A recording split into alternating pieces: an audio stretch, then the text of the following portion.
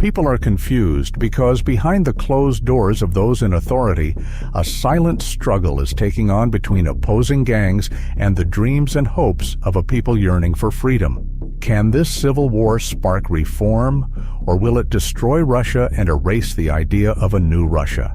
Historical context and ethnic tensions. Just days after the Chechen commander made ominous comments about pursuing retribution against a Dagestani politician and oligarch, Grozny exploded.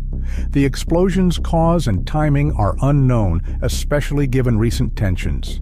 A day earlier, a former Russian deputy chairman was shot numerous times at his Moscow home, which may be related to regional rivalries. These events show Russia's developing internal conflicts. Watch today's video to learn more about these events and their repercussions. Let's start with all the sides of this explosion in Grozny, Chechnya, and then discuss why this civil war between Chechnya and Dagestan could terminate Putin. The first clip shows a paper-like oil tanker flying.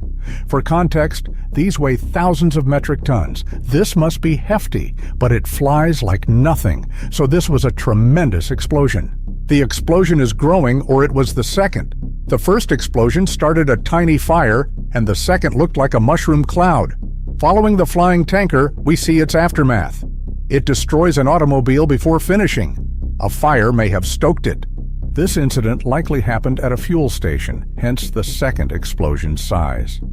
Officials reported 4 deaths from this incident, including 2 children. This video is being recorded without more information. This is noteworthy because it's happening in Chechnya.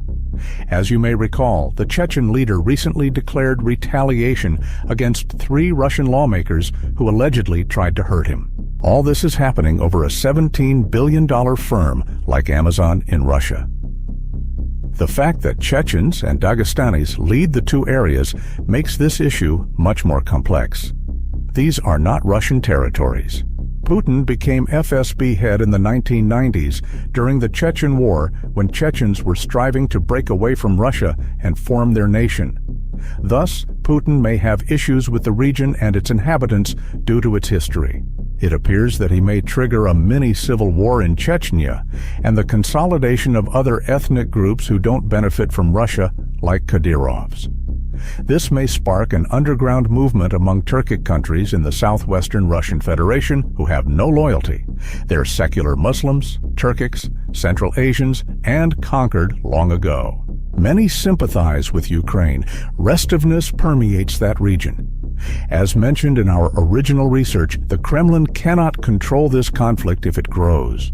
Russia's uncertainty and global impact. Putin faces 2 major issues: the Russian army's manpower shortage due to ongoing fighting in Ukraine, and the potential for a regional conflict involving his Chechen allies, the Akhmet battalions. If tensions flare between Dagestan and Chechnya, those battalions will need to return, weakening Russia's position in Ukraine. Ukraine has attempted to stoke ethnic unrest by passing a Chechen independence measure in late 2022, aiming to destabilize Russia. Ethnic tensions are rising, with clashes reported and officials targeted. There are fears that this could escalate into an ethnic conflict similar to the Soviet Union's collapse. Putin's policies, including warmongering and economic mismanagement, are accelerating the possibility of the Russian Federation's collapse, echoing the Soviet Union's disintegration. Protests are increasing, and Kadyrov's growing influence in the North Caucasus could provoke unrest among other ethnic groups. The region's ties to the Middle East, Turkey, and Central Asia may further complicate Russia's stability. Russia's vast size and ethnic diversity make it vulnerable to economic and political instability. While most of its GDP is concentrated in the West, the country's geographical and economic disparities have long been a concern for its leaders. The ongoing war in Ukraine and insurgent activities, such as the takeover of Belgorod in June 2023, highlight the fragility of the Russian state. History shows patterns of instability in Russia, with similar conditions preceding the fall of the Russian Empire and the Soviet Union. The collapse of these states occurred despite periods of apparent stability. suggesting that even if Russia seems stable now, disintegration remains a possibility. Historically, Russia's expansion began in the 1400s under Ivan the Great, who established a buffer zone to protect Moscow. Ivan the Terrible continued this expansion, but his ruthless control led to internal strife. The Romanov dynasty, which ruled for 3 centuries, further expanded Russia's borders, including the acquisition of Alaska, which was sold to the U.S. in 1865. By 1914, Russia was a vast empire, the world's largest, created to shield Moscow from external threats. However, World War I marked the beginning of the empire's decline, ultimately leading to the collapse of the Tsarist regime. Revolution. Prelude. WW1's impact. Russia has lost several conflicts, including the Crimean War and the Russo-Japanese War. Each loss cost a lot. Wartime food shortages plagued the Russian Empire, which lost soldiers, ships, money, and reputation. Thus, Russia was fragile before World War I.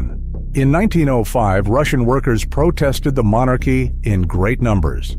Unfortunately, government forces killed several unarmed people during these activities. This event spurred the 1905 Russian Revolution by inspiring workers to strike. Tsar Nicholas II pledged to improve civil liberties and established the Duma to implement changes in response to mounting discontent. Russia was economically and militarily unprepared for war. Russians at home suffered more after joining WW1. Russian casualties were the most in any previous war. Russia faced food and fuel shortages as inflation rose. The expensive conflict tore apart the poor economy. Government corruption was widespread, the Russian economy lagged, and Nicholas regularly dissolved the Duma when it disagreed with him.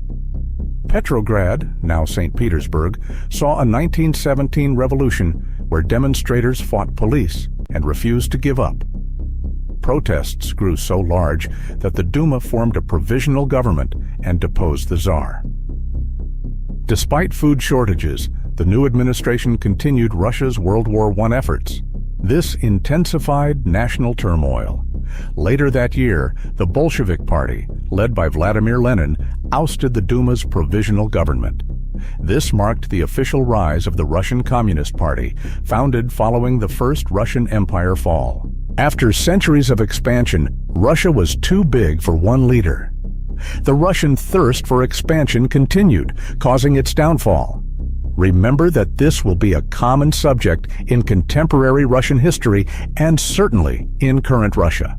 Aftereffects, losses, and damage. Russia lost significant territory after World War I, including Poland, Finland, Estonia, Latvia, Lithuania, and Romania. The Treaty of Riga 1921 granted Poland independence and large Russian Empire regions, while the Treaty of Tartu 1920 did the same for Finland. The Treaty of Bucharest 1918 gave Romania territory, including Transylvania, Bukovina, and Bessarabia. Russia lost 30% of its territory, including resource-rich lands, weakening its economy and regional influence. The loss of these territories damaged Russia's economy, weakened its prestige, and disrupted trade as newly independent governments pursued different trade policies. This loss also affected Russia's national identity, leading to disillusionment among Russians. In the late 1920s, Stalin's rise to power marked a shift toward rapid industrialization, with forced collectivization of agriculture and the development of heavy industry. While this transformed the Soviet Union into an industrial powerhouse, it came at the cost of millions of lives due to famine, poor working conditions, and political repression. Stalin's regime brutally suppressed dissent, executed hundreds of thousands, and imprisoned millions in work camps. During WPOD, the Soviet Union and Nazi Germany signed a pact in 1939, dividing Eastern Europe into spheres of influence. Following the pact, the Soviet Union occupied parts of Poland, Romania, and Finland.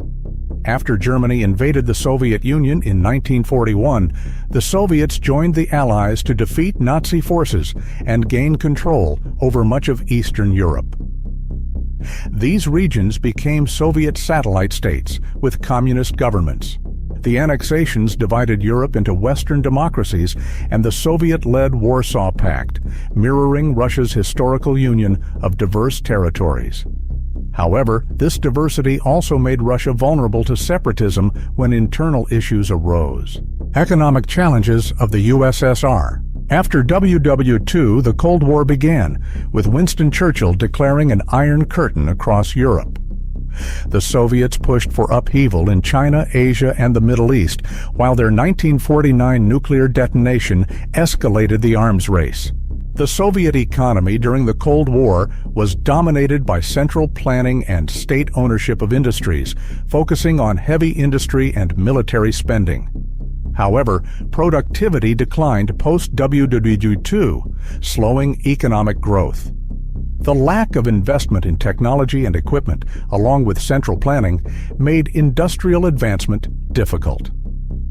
Like Russia today, the Soviet Union depended on oil, gas, and other natural resources, making the economy vulnerable to shifts in global commodity prices.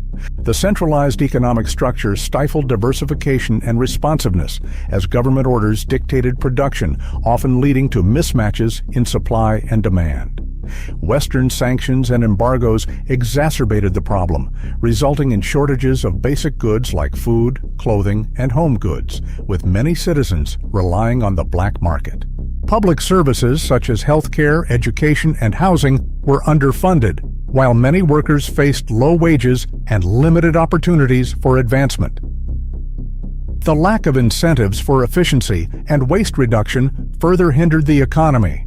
Gorbachev's reforms and USSR fall. In the 1980s, Soviet leader Mikhail Gorbachev introduced perestroika to modernize the economy by decentralizing decision-making and promoting market-oriented reforms, such as private enterprise, a stock market, and increased foreign investment. Perestroika also aimed to improve transparency by easing censorship and encouraging political discourse. However, the reforms faced resistance and were hindered by a lack of focus and unwillingness to address key economic issues. Meanwhile, the Soviet Union's invasion of Afghanistan in 1979 further strained the economy. Despite over 100,000 Soviet troops occupying key areas, the conflict stalled, diverting resources from economic growth.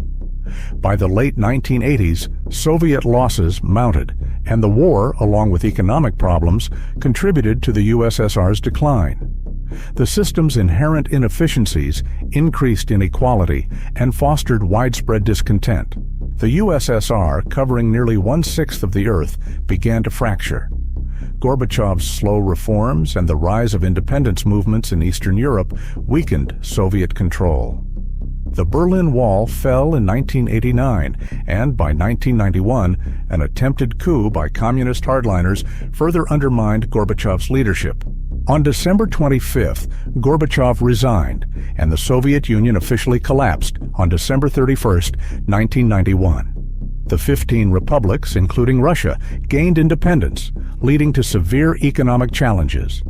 Russia's GDP shrank by 1/6, industrial output plummeted, and hyperinflation led to the collapse of the local currency, similar to the U.S. Great Depression.